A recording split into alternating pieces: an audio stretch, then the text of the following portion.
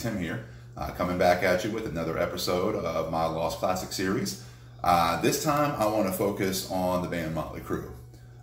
So as everybody knows, Motley Crue pretty much ruled the 80s with, Shout at the Devil, Theater of Pain, Girls, Girls, Girls, Dr. Feelgood, so on and so forth.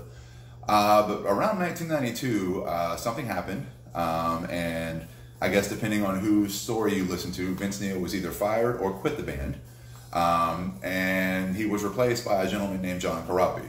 Now, most of you by now have probably seen The Dirt, and to be honest, the biggest part of The Dirt, I like the movie, I really do. I like most of the movie with the exception of the last 15 or 20 minutes, where they really just breeze through the entire, period without Vince, with John Corabi, and really summarize the band's final 20 years inside of like a 15-20 minute piece at the end of the movie. I did not like that.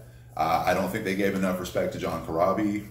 They had some dude that looked like Kenny G to play him in the movie. I wasn't a big fan of that. But that being said, in 1992, Vince was out of Motley Crue and John Corabi joined on vocals.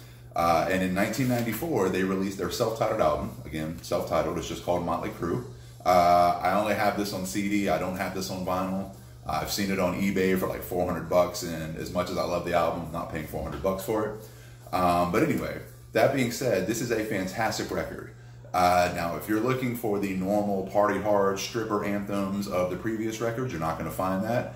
This is a much darker, much more serious, much more socially conscious version of Motley Crue than on previous records. Now, that could have been due to not only the new singer, but also changing musical taste. At the time in '94, grunge, industrial, alternative in general was really the big thing.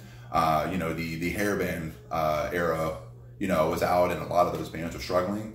Motley Crue, unfortunately struggled with them during the '90s. But again, I'm the kind of guy that really likes to focus on the music on the record, not so much the name. So I do end up liking a lot of albums in bands' catalogs that maybe other people dismiss. I think if you dismiss this one, you're really missing out. Would the band have fared better maybe if they had changed the name? Maybe, maybe not. Maybe that would have stopped the unfair comparisons to Vince and whatever else. But this album, is probably the heaviest of Motley's catalog. I would say it's even heavier than Shout at the Devil. This is a very heavy record. Like I said, it's a very dark record in places, and it's very rich. John Corabi, grittier vocalist, much better singer actually than Vince Neil is. And he also played rhythm guitar, so that added another layer to the music and freed Mick to play a lot more solos and different things on the record. Power to the music, the singles Hooligan's Holiday, Misunderstood, and Smoke the Sky, which is like a pod anthem, are all great tunes. Hammered's a fantastic tune. I'm just looking here. Till Death Do Us Part, Poison Apples, Love Shine, Uncle Jack, Drift Away. I'm pretty much just naming all the songs on the record. It's fantastic. Great album. Again, if you do happen to listen to something I recommend on here, please, all I ask is that you forget the name on the front of the album and forget all your preconceived notions and forget that, you can only hear Motley Crue with Vince Neil singing. If you take it for just what the music is, I think you'll be very pleased with this record. This is a very well written, very well produced, and very well played album. They never did anything like it before, and they never did anything like it afterward. So this is very different in the catalog of Motley Crue, but I think if you give it a listen and suspend all your preconceived notions of what they should sound like, you will really enjoy this record.